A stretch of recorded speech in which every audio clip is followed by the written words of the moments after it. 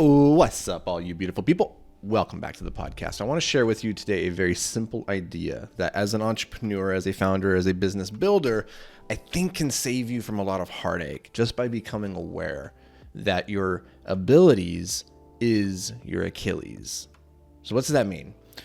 In business, when you first start, whether you're creating a product or a service, it doesn't really matter. You're probably doing something that you had some natural proclivity towards. You maybe worked a W-2 as a number of years in a particular domain. You built up an expertise that then you thought, hey, I can go off on my own. I can start my business, and maybe I can take my tax expertise and I can go start my own accounting firm. Or maybe everybody likes to use the copywriter, graphic designer, right? Like you were doing these things in a marketing context for a bigger business, and you decided I'm going to go out and I'm going to build my own thing, right?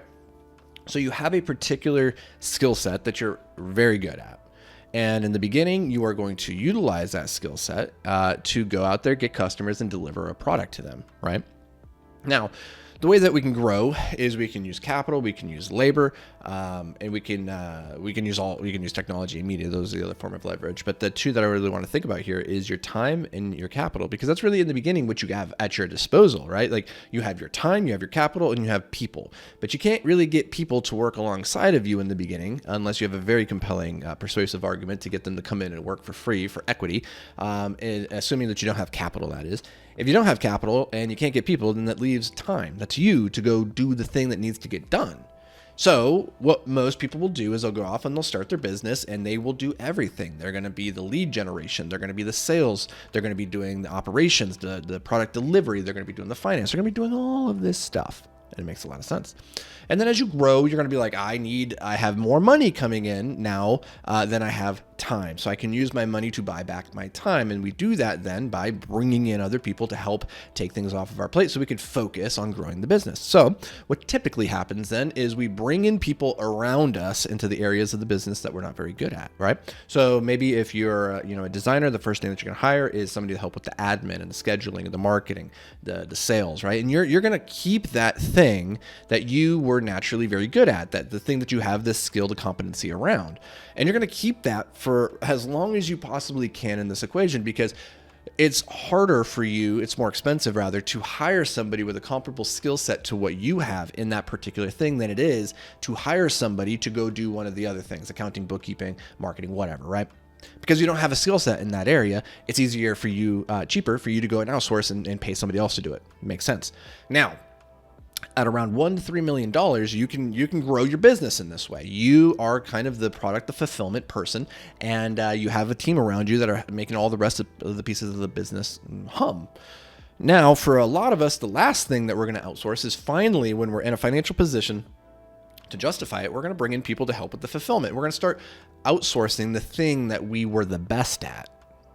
Now, here's the problem. Is when that particular area of the business breaks, and all areas of the business inevitably break, one of the things that owners and founders and entrepreneurs get pulled into is because it was your domain of expertise, you swoop in like Superman to save the day. Now, this is problematic because instead of taking a step back when the system breaks and asking yourself, how can I fix this in a way that doesn't require me to go in and fix it, we just swoop in and we fix it.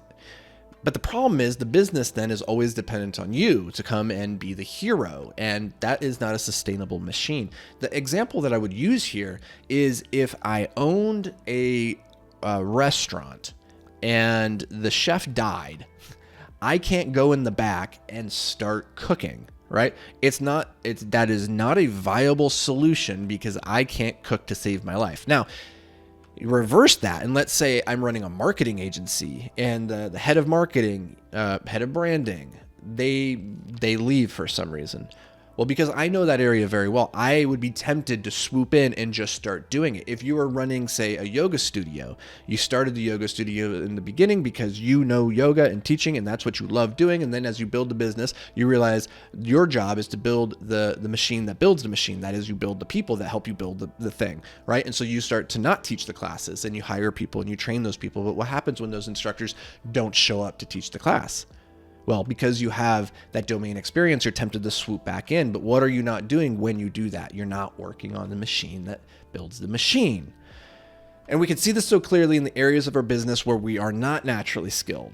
and we're like, I can't swoop in and save the day on the accounting team, right? Like I need to solve that in a different way. And so that problem will get solved in a way that it inevitably should scale. But the biggest trap that we can fall into is this idea that our abilities are our Achilles. So what you're good at will be the thing that limits your growth in the end, because it's the piece of the puzzle you refuse to give up. It's the hardest one to outsource. It's the hardest one for you to find ways to scale it outside of you just stepping in and doing the work. Your abilities are your Achilles. So keep that idea in mind. The last thing you can afford to do as you scale to that 1 to 3 million range and you try to go above that to 10 million and beyond, you cannot be the Superman, the person who swoops in to try and save the day when the machine inevitably breaks. You have to maintain the more mental fortitude and discipline to stay out of it and let the team fix it, and to fix the machine that fixes the machine. That is your job as the business owner. So hope this brings you guys a little bit of value. As always, thank you for being here. We'll catch you in the next episode. But until then, stay hyper-focused, my friends.